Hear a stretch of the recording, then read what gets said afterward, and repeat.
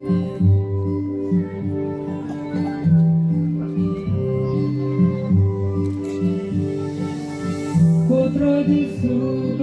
sim Sin shagani hajing long si Melo kublay Badat da jing ai e Melang lòng cực yên Trong nghi Jing ít me thase U Christu cho Christu sen sha U Christu im junam U Christu im junam U Christu cho Christu sen sha man la kasngi hani im jongi Kawan Krismani yo balong Krista Kawan sotis mengenal sosok bangsa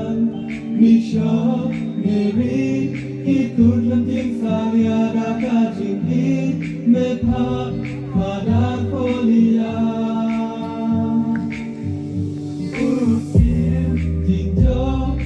usim bakrau dalam usim Sorip, jing hidup penpah Ukris ucap, Kristus sensyap Ukris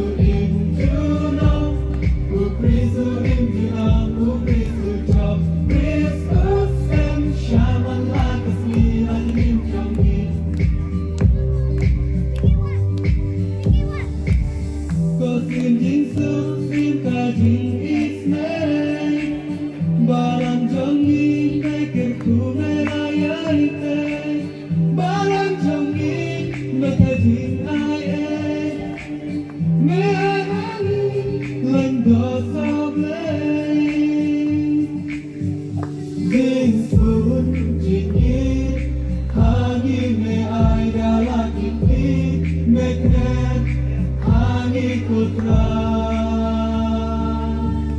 Kristus.